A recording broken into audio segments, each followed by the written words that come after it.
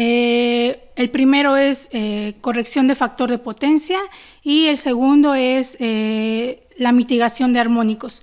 De ambos temas presentaremos primero el tema desde concepto, desde un nivel a veces hasta matemático, y después abordaremos cómo se reflejan estos de una manera sensible a ya yo que tengo mi instalación eléctrica, que estoy a cargo de ella, que estoy a cargo de su mantenimiento, que está operando de una manera que tal vez no es la más adecuada, y poder detectar los foquitos rojos de qué está pasando y cómo puedo solucionarlo.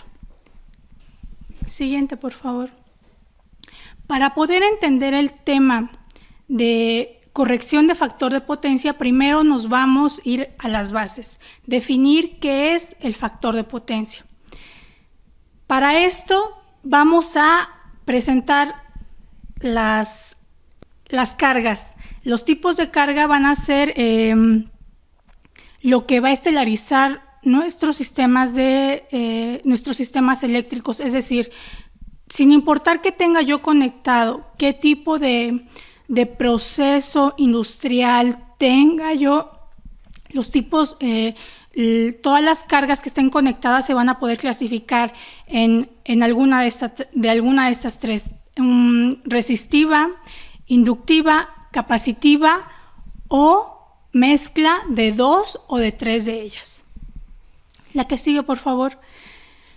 Un claro ejemplo de una carga resistiva es un foco incandescente. Un foco incandescente, ¿qué es? Es simplemente un filamento al cual se le aplica una tensión, y este filamento transforma la corriente que se le hace pasar por ella en calor y en energía lumínica. Como segundo punto tenemos una carga inductiva. Esta carga inductiva, el más claro ejemplo es un motor. Todos nuestros procesos industriales, todas nuestras instalaciones eléctricas se caracterizan, la gran mayoría, por contar con motores. Los motores están presentes incluso hasta instalaciones residenciales, es decir, tenemos motores en compresores, tenemos motores en bombas de agua, tenemos motores, si hablamos de un edificio, en elevadores, tenemos motores, en el proceso que sea tenemos motores. Estos motores hacen uso de energía tanto reactiva como activa. Y como tercer ejemplo de una carga ya física, una carga capacitiva, es precisamente un capacitor. Pero, ¿qué es? Decíamos, nuestro propósito es explicar qué es el factor de potencia.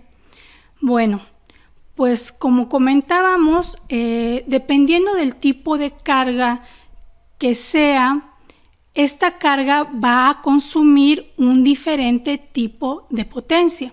Es decir, todas las cargas resistivas consumen potencia activa, mientras que las capacitivas y las inductivas lo hacen de potencia reactiva. ¿Y cuál es la diferencia? Bueno, la diferencia medular entre potencia activa y potencia reactiva es básicamente que la potencia activa la tomamos de nuestra red eléctrica y, por ejemplo, a través de un motor la transformamos en trabajo útil. Generalmente la transformamos en movimiento para una banda transportadora, para un proceso el que yo requiera para mi industria. Pero, ¿y qué pasa con la potencia reactiva? ¿Qué es eso que está en mi sistema eléctrico? Pero, ¿y cómo la veo? Ya dijimos, la potencia activa se transforma de eléctrico a movimiento. Pero, ¿y la reactiva? Bueno, vamos a tomar como ejemplo otra vez nuestra carga del motor. Nuestra carga del motor es una carga inductiva. ¿Qué quiere decir esto? Básicamente es que el motor se construye mediante devanados. Y estos devanados no son otra cosa más que cable enrollado otra vez hasta crear bobinas, y estas bobinas, al hacer pasar la corriente a través de ellas, generan un campo magnético. ¿Para qué es ese campo magnético? Es ese campo magnético el que permite la operación en sí de nuestro motor y le permite generar el movimiento para introducirlo a nuestro proceso industrial. Entonces, ¿qué es la potencia reactiva? Es la potencia que requiere mi motor para funcionar, para generar ese campo magnético que necesito para que mi motor funcione. Es decir, si yo quiero que un motor funcione y transforme potencia eléctrica en potencia mecánica, primero que nada debo de poder inducir el campo magnético en él para que inicie su operación. Entonces el motor hace consumo de ambas potencias, la activa que la transforma en movimiento y la reactiva que la utiliza para magnetizar el campo magnético y para generar el campo magnético y entonces operar. Entonces, definitivamente es una potencia que es parte de mi sistema, no me puedo deshacer de ella. Está allí, vive allí y necesita mi motor de ella para poder operar. Entonces, ¿de qué manera se relacionan estas dos potencias? Bueno, si dibujamos los fasores tanto de la potencia activa como de potencia reactiva, resulta que estas están desfasadas 90 grados.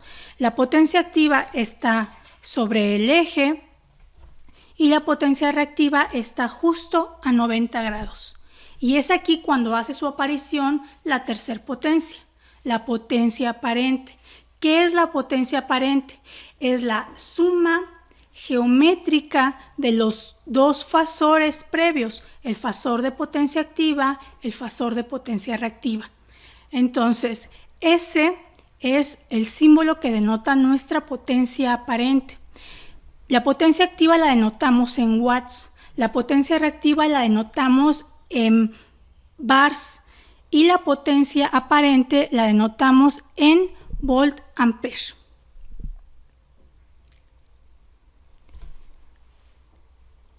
Por fin llegamos al punto en el que definimos finalmente qué es el factor de potencia. Como decíamos, la potencia aparente es la suma geométrica de las dos potencias que la componen. Es decir, si nosotros desplazamos nuestra potencia reactiva que se encuentra de este lado, la desplazamos a la punta del fasor de mi potencia activa, tenemos formado un triángulo rectángulo. Y el triángulo rectángulo es maravilloso porque entonces nos permite mantener relaciones trigonométricas entre todas las partes que lo conforman. Entonces es así como llegamos a determinar la relación factor de potencia.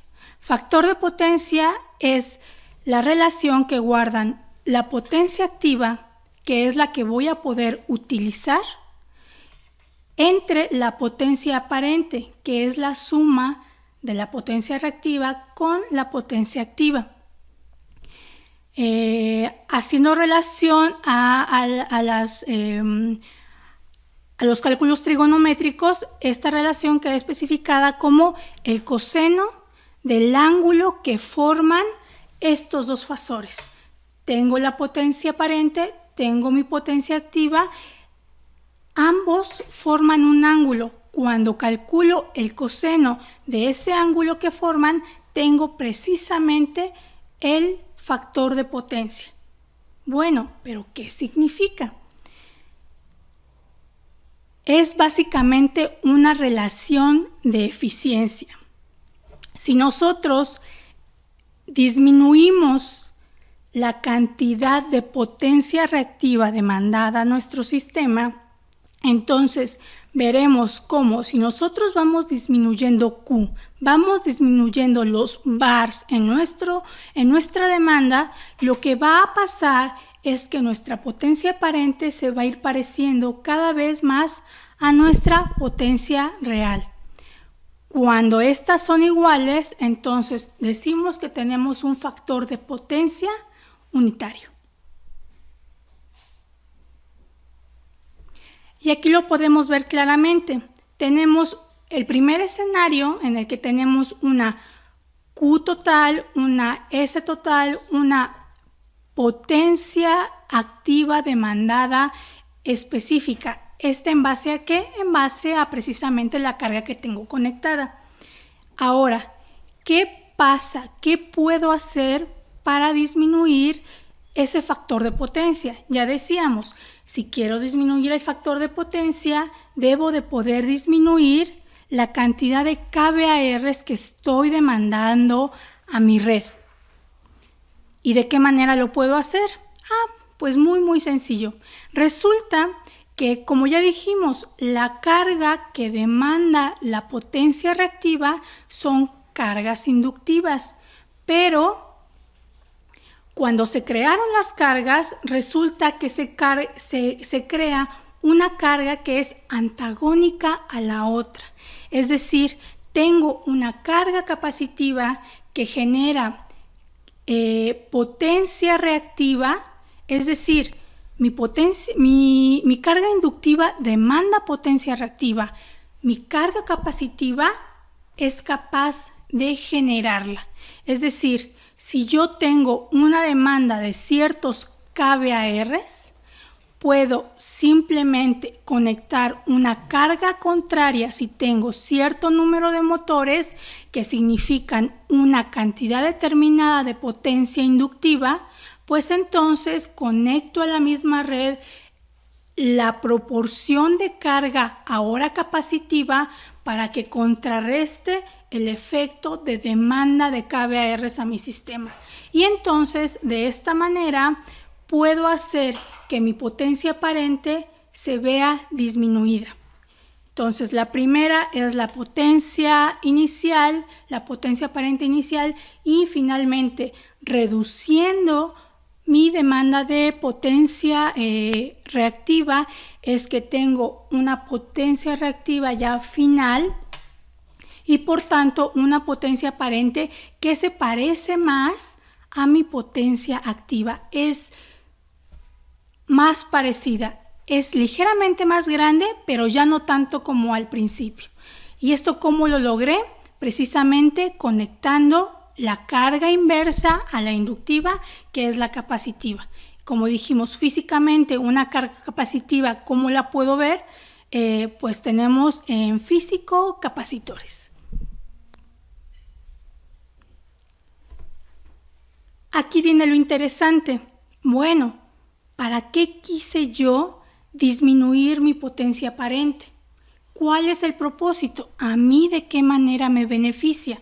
Bueno, resulta que cuando Comisión General, allá muy lejos en las hidroeléctricas o en las geotérmicas, en las termoeléctricas, se genera la energía, se genera total.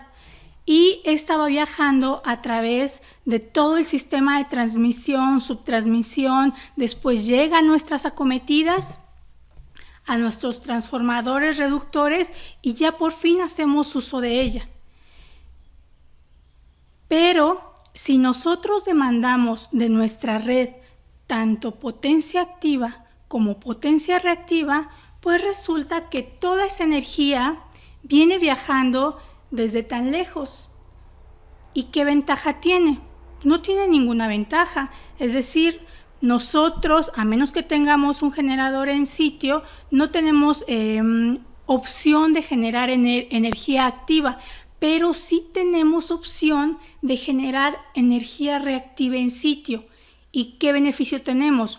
Uno, liberamos la red de distribución, tanto la parte que le toca a la compañía suministradora como la parte que me toca a mí desde mi acometida hasta el punto de carga. Es decir, por ejemplo, si yo tengo en mi acometida, está conectado a un transformador de 2000 kVA y tengo el transformador ya prácticamente a tope, al 80%, y quiero conectar una carga adicional porque voy a iniciar un nuevo proceso, entonces necesito conectar una nueva serie de motores para que cumplan con el nuevo proceso en mi empresa. Pues resulta que tal vez la capacidad de mi transformador ya no sea suficiente, y entonces, ¿qué tendría yo que hacer? Bueno, la primera idea que viene a la mayoría de las personas es, pues ni modo, tendremos que comprar o un transformador más grande y sustituir el que tenemos, o comprar otro transformador y conectarlo en paralelo, y entonces así ya tener más disponibilidad de carga. Pero hay una segunda opción.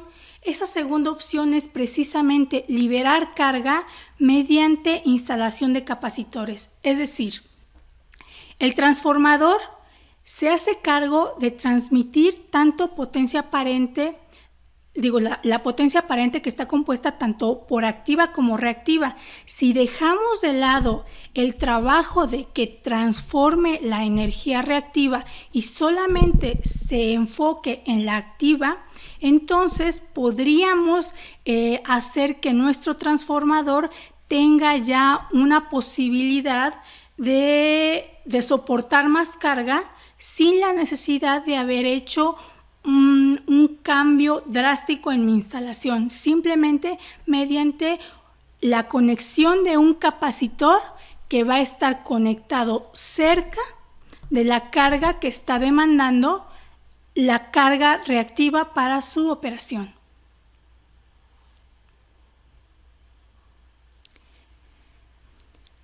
Tal vez no todo mundo conocemos a detalle nuestro recibo de electricidad, pero resulta que para todas las instalaciones que están conectadas, evidentemente en media tensión o en alta tensión, tenemos la información explícita tanto de factor de potencia como de demanda, tanto de la demanda que consumimos.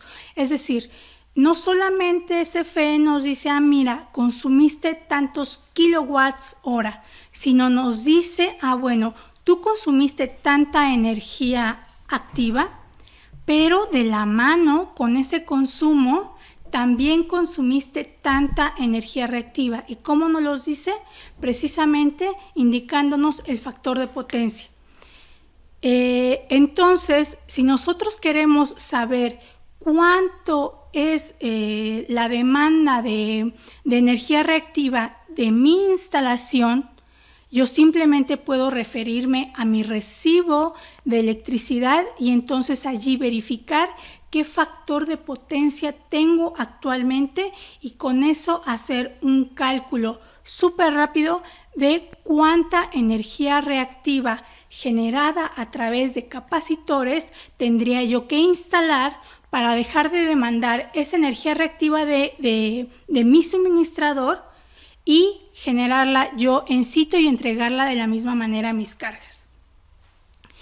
Este cálculo súper fácil. Hacemos la multiplicación de la potencia de la demanda facturable por la diferencia de las tangentes del ángulo inicial y el ángulo final. El ángulo de donde salió, ya decíamos, nuestro factor de potencia está denotado como una función trigonométrica, que es el coseno del ángulo.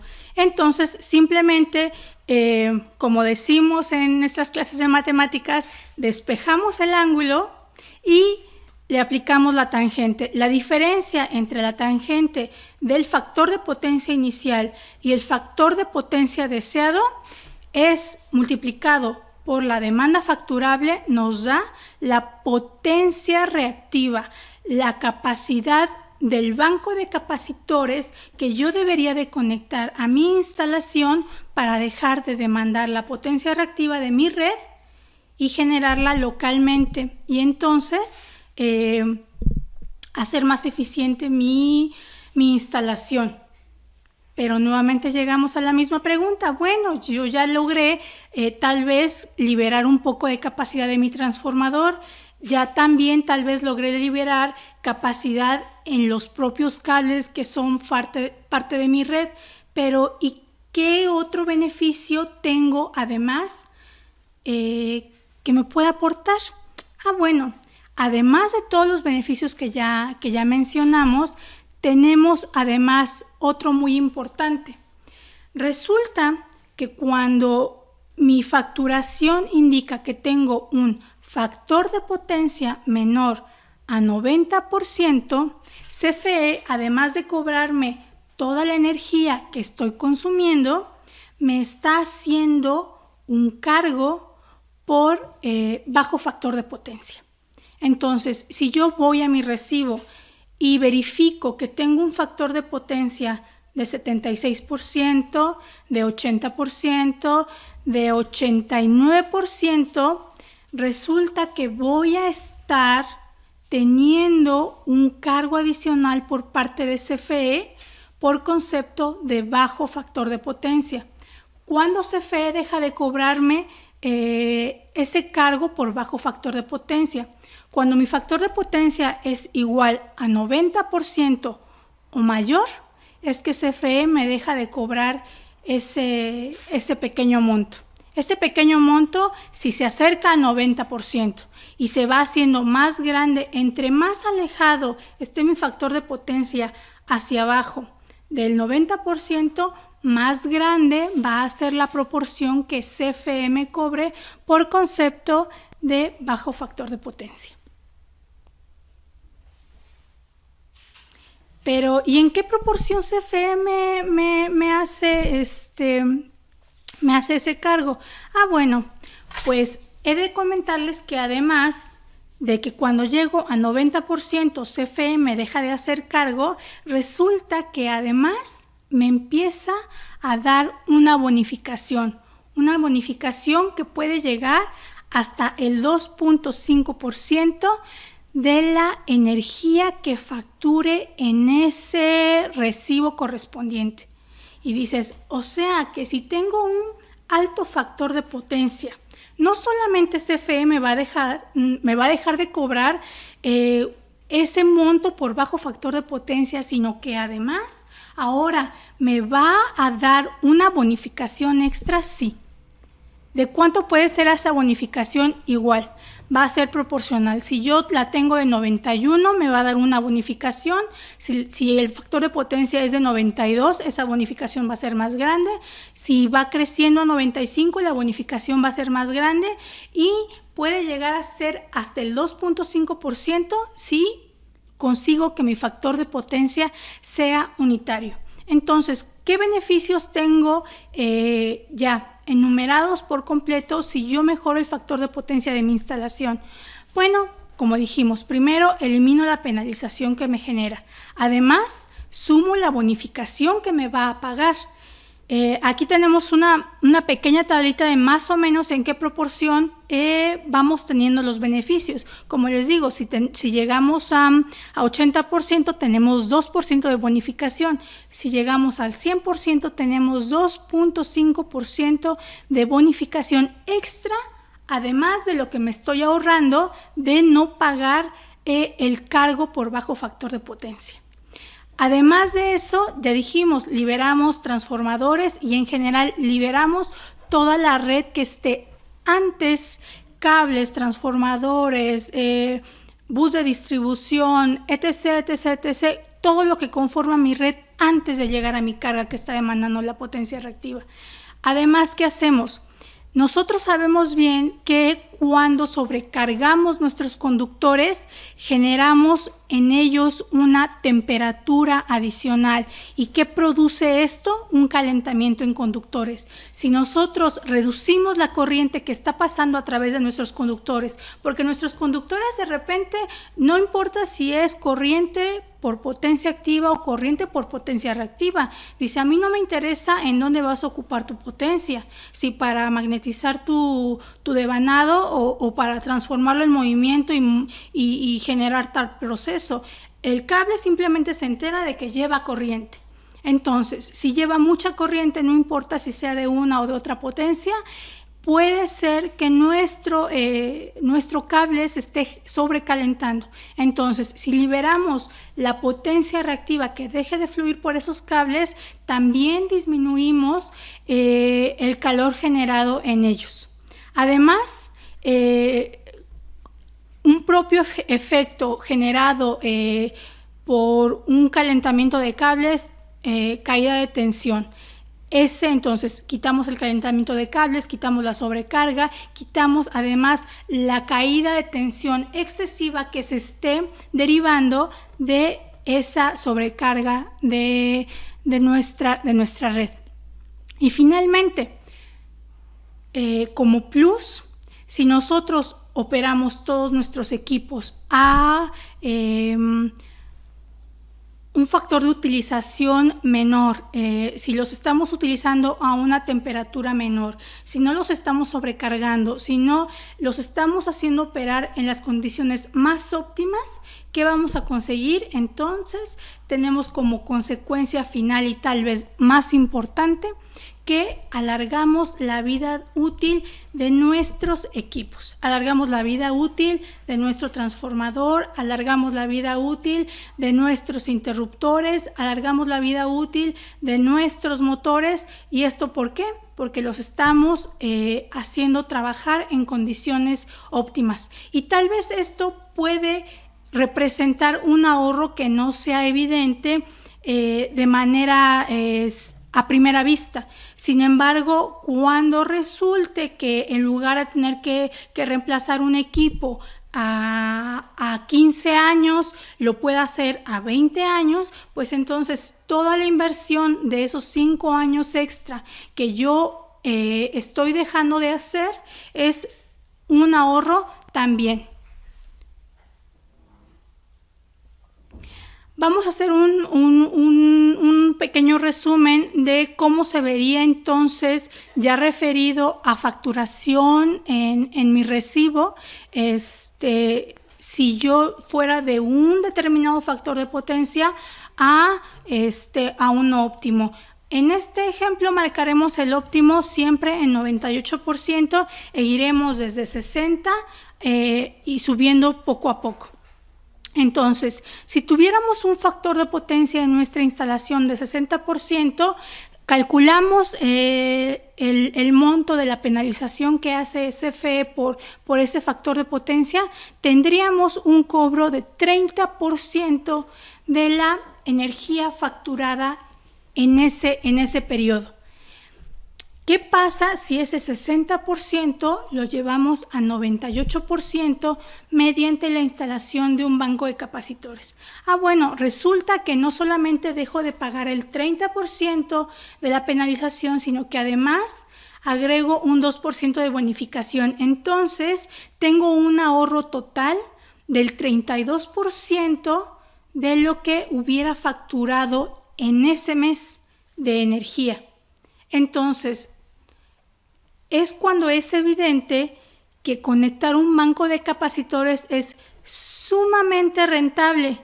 ¿Por qué? Como dijimos, compramos nuestro banco de capacitores con lo que me voy a ahorrar. Y es decir, todo el mundo sabemos, existe un retorno de inversión mínimo para que yo pueda determinar que un nuevo equipo es conveniente. Entonces, un nuevo equipo, tradúzcase, un banco de capacitores, ¿es conveniente para mí? Sí, el banco de capacitores se va a pagar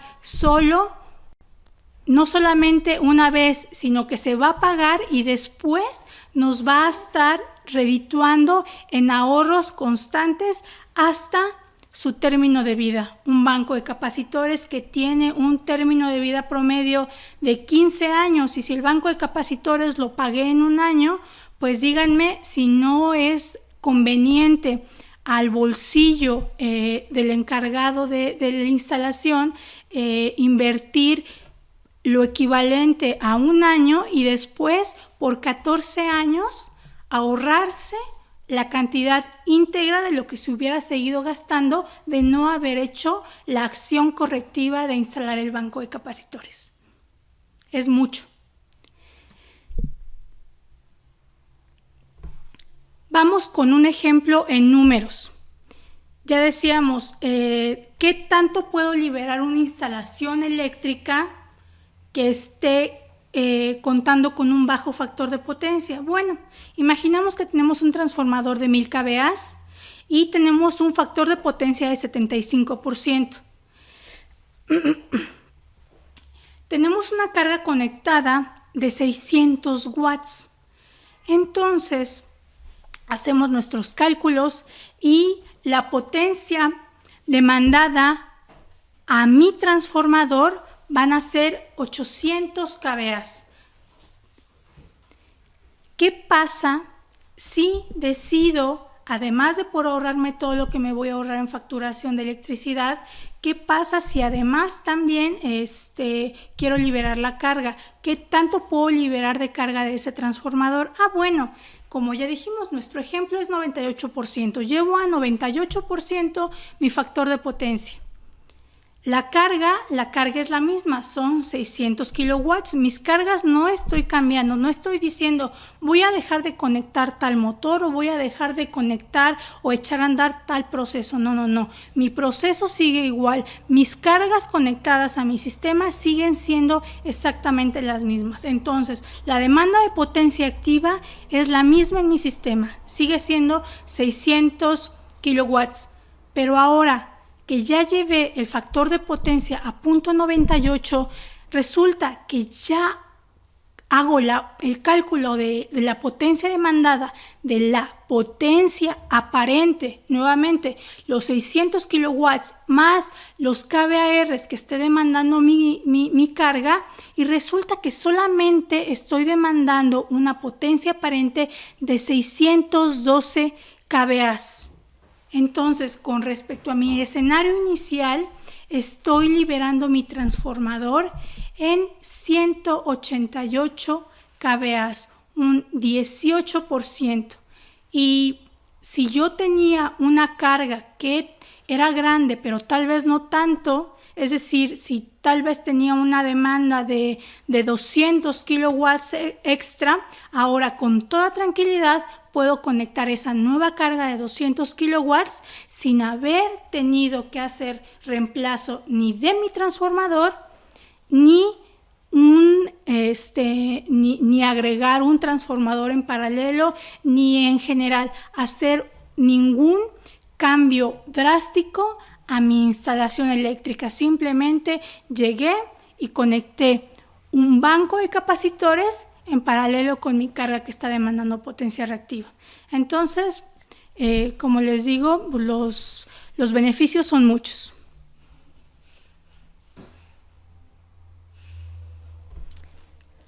Ya que cubrimos todos los beneficios que tenemos cuando nosotros corregimos nuestro factor de potencia, quiero empezar con el nuevo tema.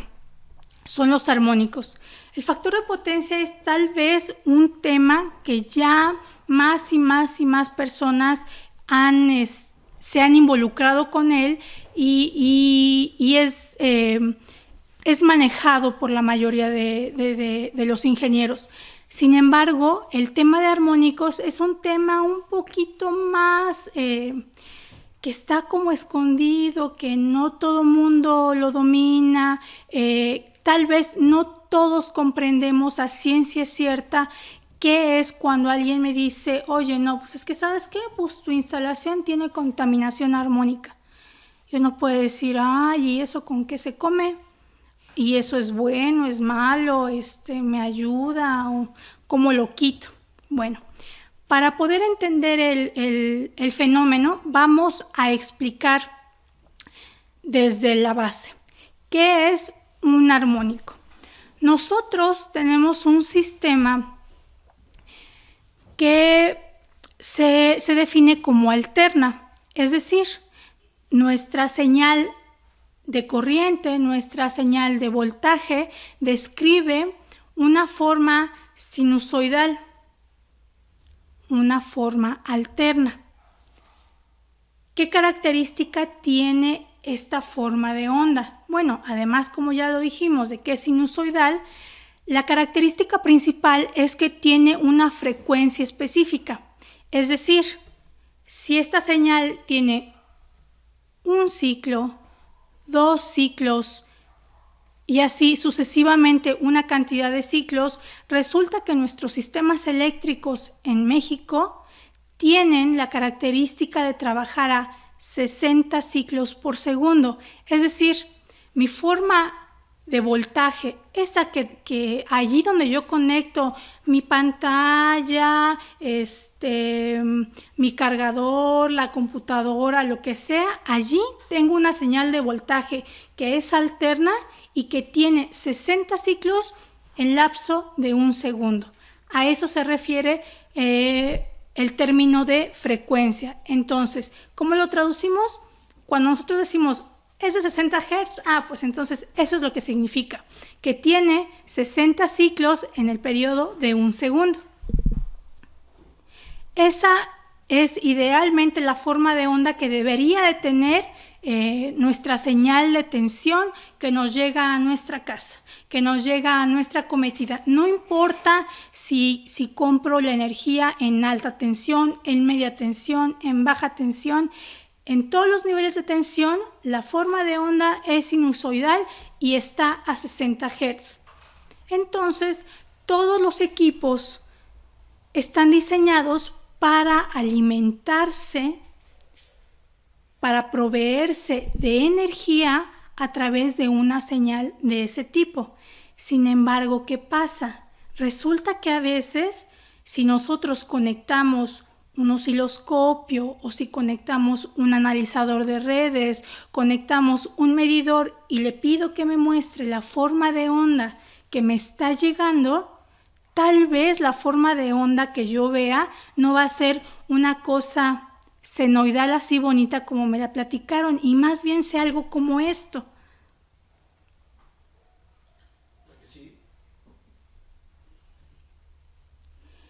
Y esto ya no es una señal que tenga forma sinusoidal, sino más bien parece una cosa rara. ¿Qué característica tiene esta señal? Sí, sigue siendo periódica, pero ya no tiene la forma bonita aquella que a mí me describieron que debería de tener la potencia que llega a mi casa. Pero, ¿y por qué se forma esta forma de onda tan extraña? Siguiente, por favor. Bueno, pues resulta que todos nosotros conectamos cargas electrónicas a nuestras tomacorrientes que proporcionan energía en forma alterna. ¿Y qué característica tienen esta mayoría de cargas? Como decía, tanto si llego y conecto mi computadora o si llego y conecto mi celular o si... La característica que tiene es que tiene lo comúnmente denominado eliminador. ¿Y qué es un eliminador? Un eliminador no es otra cosa más que un dispositivo electrónico que me va a transformar la energía alterna que me está llegando del tomacorriente a energía directa. Y dicen, ¿y cuál es el problema?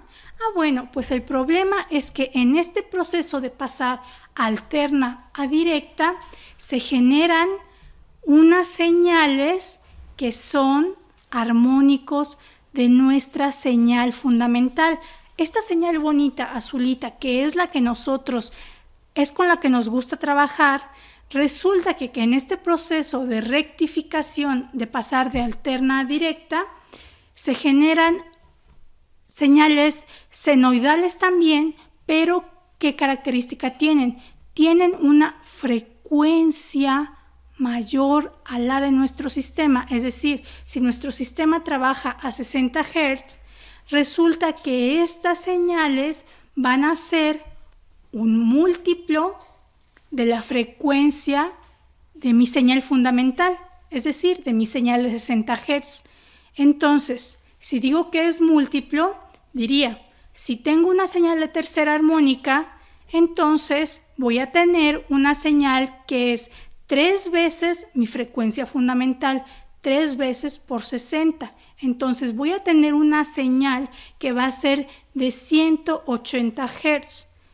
De manera equivalente, así para cada una de las armónicas. Si digo que tengo una señal de tercera armónica, de quinta armónica, voy a tener 5 multiplicado por 60 y entonces voy a tener una señal de 300 Hz, ya no de 60. Y entonces, ¿de qué manera las podemos ver? Simplemente, si yo de mi forma de onda de la fundamental, que es de 60 Hz, tengo un ciclo, una señal de tercera armónica tendría en el mismo lapso de tiempo 1, 2, 3 ciclos. Una señal de quinta armónica en este mismo lapso de tiempo tendría 1, 2, 3, 4, 5 ciclos.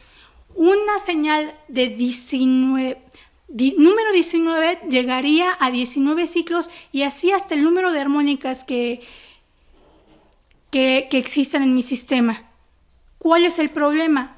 Otra vez, sobrecalentamiento de mis equipos. El problema de las armónicas no es el hecho de que existan en sí, sino que además van a generar que mi sistema no solamente esté trabajando con la frecuencia fundamental que es con la que está diseñado para trabajar, sino que además debe de manejar todas estas corrientes adicionales que se crearon en los procesos electrónicos. Y esas señales electrónicas, estas corrientes armónicas se distribuyen y viven y conviven con nuestra señal fundamental y están sobrecargando nuestro sistema. Entonces, ¿qué podemos hacer para disminuir? Pues como decíamos, no podemos eliminar lo que las genera. Lo que tenemos que hacer es poner una solución que dé un efecto contrario y elimine entonces la generación de armónicas. Siguiente, por favor. Siguiente. Tenemos una característica muy importante. Cuando se trata, por ejemplo, ya de equipo eléctrico y que contiene electrónica de potencia, entonces podemos predecir las armónicas que van a existir en nuestro sistema a partir de la cantidad de pulsos que esté diseñado nuestro equipo. Es decir, si tenemos un variador de velocidad que está conformado por 12 pulsos, entonces nosotros podemos predecir que vamos a tener 12 pulsos, va a ser n más menos 1, es decir, tenemos un equipo de 12 pulsos y vamos a tener presentes armónicas tanto de onceava como de treceava armónica. Seguimos 3 adelante. A lo que quiero llegar es que finalmente, ya que tenemos generadas las armónicas en nuestro sistema, ¿qué podemos hacer? Si yo quiero solucionar un problema, lo primero que tengo que hacer es darme cuenta de la dimensión del problema. Entonces necesito cuantificarlo. ¿De qué manera lo cuantifico? Bueno, las formas de cuantificar la cantidad de contaminación armónica que yo tengo en un sistema es mediante la distorsión armónica total y la distorsión de demanda total. La distorsión armónica total tanto en tensión como en corriente, y no es otra cosa más que la suma cuadrática de las magnitudes de cada una de las armónicas individuales dividida por la magnitud de la fundamental. Esto nos va a dar una cantidad que ya es cuantificable y entonces podemos hacer referencia, adelante, va a ser 4 adelante. otra, esa. Es precisamente a través del estándar de la IEEE, el 519, donde nos indica que ya teniendo identificado la cantidad de contaminación armónica a través de los valores de THD o de TDD, nosotros podemos decir si nuestra contaminación armónica es aceptable o ya rebasa los límites recomendados. ¿Qué podemos hacer para hacer la mitigación de armónicos? Existen diversos equipos, filtros tanto pasivos como activos. Los filtros pasivos sintonizados a una armónica determinada, es decir, si yo tengo problemas con quinta armónica, puedo preferiblemente conectar un filtro sintonizado a esa armónica y entonces eliminarla de mi sistema. Tengo además otros equipos que se denominan activos, que pueden además no solamente eliminar una armónica en específico, sino que puede eliminar varias de manera simultánea. Pero todo a partir de hacer mediciones de THD y de TDD y determinar si estoy o no dentro de lo que recomienda la norma.